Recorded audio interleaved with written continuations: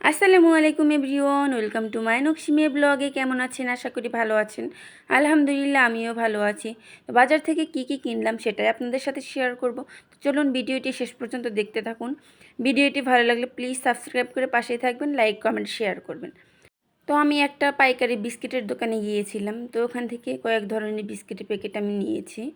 তো এখানে অনেক ধরনের জিনিসই আছে, আপেল, কমলা, মাল্টা, বেদানা আর টাটকা কলাও পাওয়া যায়। এখানে আবার খেজুরও আছে, সব ধরনের ড্রিঙ্কসও আছে। তো আমি কিছু কিছু বিস্কুটের আইটেম দেখছিলাম যে কী কী বিস্কিট এখানে আছে। তো বিস্কিটগুলো খুব মজার, আমি এই বিস্কিটগুলো নিয়েছি, ভালোই লাগে বিস্কিটগুলো। বিস্কুটগুলো আমার কাছ থেকে পার পিস নিয়েছে হচ্ছে 60 টাকা করে পাইকারি দামে।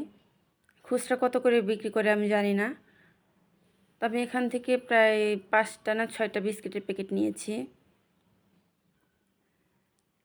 আমি দেখছিলাম যে কেমন হবে বিস্কিটগুলো, পরে বাসায় নিয়ে খেয়ে দেখি না খুব মজা বিস্কিটগুলো। অনেক ধরনের জিনিসই আছে এখানে।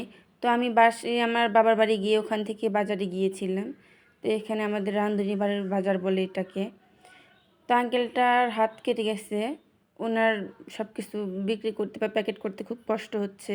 উনি বারে বারে বলছিল যে না, আমার হাতটা নিয়ে অনেক সমস্যা হচ্ছে। তারপরেও কিছুই করার নেই, যেহেতু উনি দোকানদারি করে, তারপরে নিজেকেই দিতে হচ্ছে, যেহেতু একাই উনি। এক হাত কাটা আর এক হাত দিয়ে উনি ভালো করে ধরতে পারতেছে না, তারপরে ওনাকেই সব কিছু করতে হচ্ছে। আমি ওনাকে 500 টাকা নোট দিয়েছি, তো উনি বললো যে 300 টাকা হয়েছে। পরে বললাম যে ভালো করে হিসাব করে দেখেন কত হয়েছে। তো উনি বললো যে 380 টাকা হয়েছে। পরে আবার আমাকে 120 টাকা ফেরত দিল। তো ভালো থাকবেন সবাই, আল্লাহ হাফেজ।